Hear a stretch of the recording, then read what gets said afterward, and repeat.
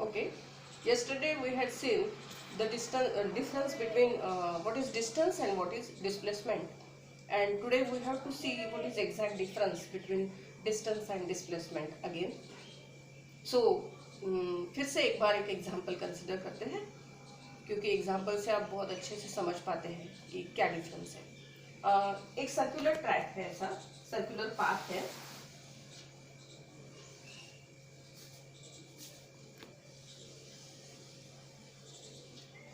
यहाँ पर position A है, यहाँ पर कोई लड़की खड़ी है.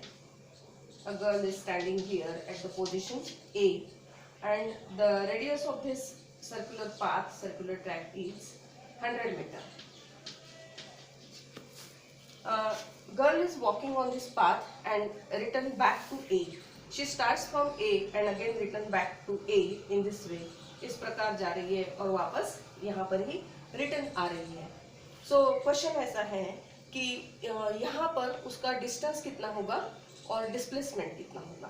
What is question? What will be the distance here and what will be the displacement here. So पहले हम डिस्टेंस निकालते हैं. यहाँ डिस्टेंस कितना होगा.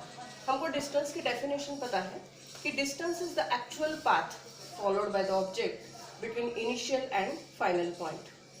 इनिशियल पॉइंट यहाँ पर ए है और वापस वो रिटर्न ऐसे जाके यहाँ पर आ रही है, तो फाइनल पॉइंट भी ए हुआ. So initial to final point तक आने में वो जो गर्ल है वो जो पाथ फॉलो करेंगी वो उसका डिस्टेंस होगा.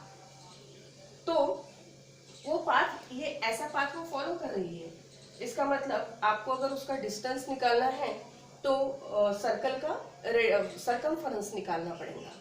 So whatever the circumference of the circle, that will be the distance traveled by that girl.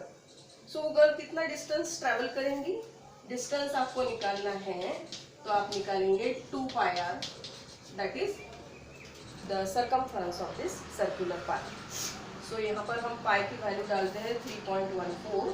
So that will be 2 into 3.14 into 100.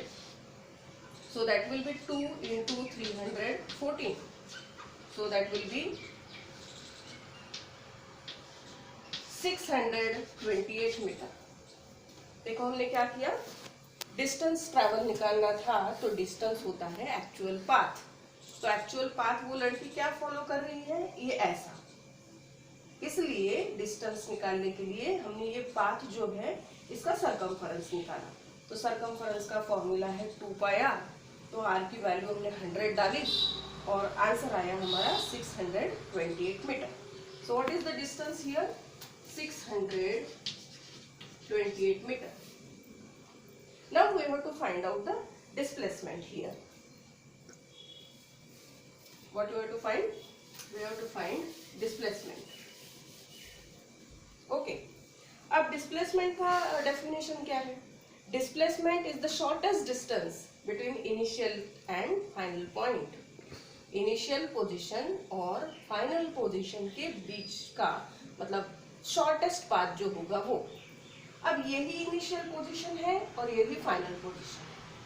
तो यहाँ पर अगर शॉर्टेस्ट पाथ हम देखें तो वो लड़की जाएंगी ही क्यों. उसको वापस यहीं पर अगर आना है, मतलब इनिशियल पोजीशन भी वही है, फाइनल पोजीशन भी वही है और उसमें का शॉर्टेस्ट पाथ, तो उसमें का शॉर्टेस्ट पाथ अगर निकालना है तो कोई पाथ हो ही नहीं सकता. वो पोजीशन इटसेल्फ जो रहेंगी वही उसका शॉर्टेस्ट डिस्टेंस होगा. इसलिए यहाँ पर डिस्प्लेसमेंट कितना आएगा? यहाँ पे डिस्प्लेसमेंट रहेगा 0. डिस्प्लेसमेंट कितना हुआ? 0. Why displacement is 0 here?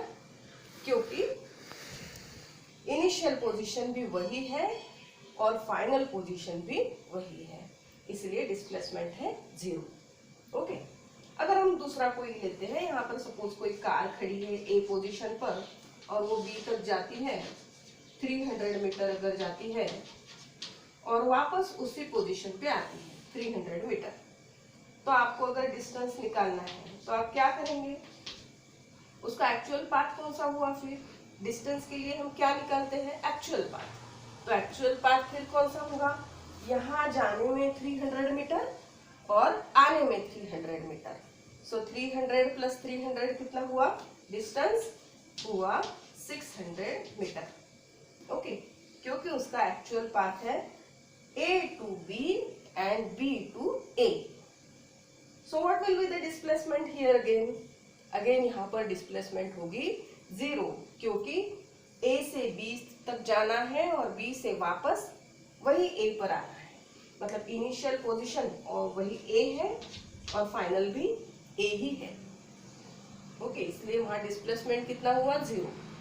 अगर उसको A to B जाना होता था और वापस नहीं आना होता था, क्या बोला मैंने कि A to B जाना होता था लेकिन वापस नहीं आना होता था, तो डिस्प्लेसमेंट कितना होता था?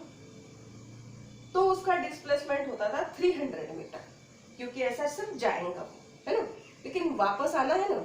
सो इनिशियल पोजीशन भी A ही है और फाइनल पोजीशन भी A ही है, इसलिए डिस्प्लेसमेंट कितना हुआ? 0 हुआ। समझे? सो यहाँ पर हमने देखा कि जब डिस्प्लेसमेंट 0 होता है, क्या कहा मैंने कि जब डिस्प्लेसमेंट 0 होता है, that time distance may not be 0। जरूरी नहीं है कि डिस्प्लेसमेंट जब 0 है तब डिस्टेंस भी 0 हो। डिस्टेंस कुछ दूसरा भी हो सकता है। ठीक है, सो हमने 3 डिफरेंसेस यहाँ पर देखे डिस्टेंस और डिस्प्लेसमेंट के। पहला हमने देखा डेफिनेशन का difference. Distance is the actual path followed by the object between initial and final point.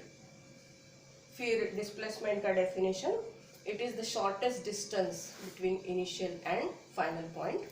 Second difference देखा कि distance is a scalar quantity and displacement is a vector quantity. अब कल मैंने ये बताया है, आपको वापस बताने की जरूरत नहीं है। और थर्ड डिफरेंस अभी हमने थर्ड डिफरेंस हम ये डिफरेंशिएट में नहीं बोल सकते इस पॉइंट को, लेकिन हमने यहाँ पर ये देखा कि डिस्टेंस जो है जब डिस्प्लेसमेंट 0 होती है तब डिस्टेंस मे नॉट बी 0।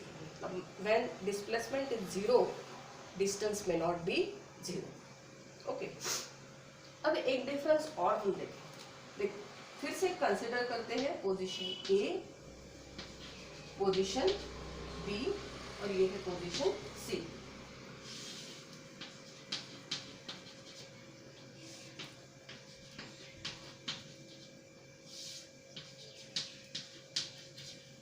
अब यहां हम देखते हैं डिस्टेंस और डिस्प्लेसमेंट। यहां है डिस्टेंस, दोनों भी डिस्टेंस हो गए, ये भी और ये, दिस प्लस दिस, मतलब डिस्टेंस होगा 300 मीटर और डिस्टेंस हो सकता है 200 प्लस 400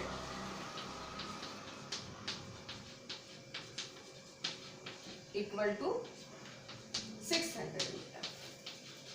ये भी डिस्टेंस है एंड दिस प्लस दिस ये भी डिस्टेंस है। ओके, क्योंकि एक्चुअल पाथ ये भी हो सकता है, एक्चुअल पाथ ये भी हो सकता है। और यहाँ डिस्प्लेसमेंट जो है वो कौन सी है?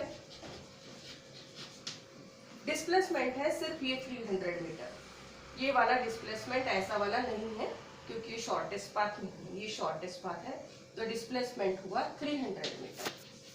अब इस पर से हम क्या समझे? हम ये पॉइंट यहाँ पर से हम ये समझे हैं कि डिस्टेंस जो होता है वो इक्वल टू डिस्प्लेसमेंट हो सकता है। क्या कहा मैंने? डिस्टेंस जो है वो इक्वल टू डिस्प्लेसमेंट हो सकता है। देखो 300 यहाँ पर भी है, 300 यहाँ पर भी है, और डिस्टेंस जो है यहाँ 600 है, मतलब डिस्टेंस डिस्प्लेसमेंट से ग्रेटर भी हो सकता है।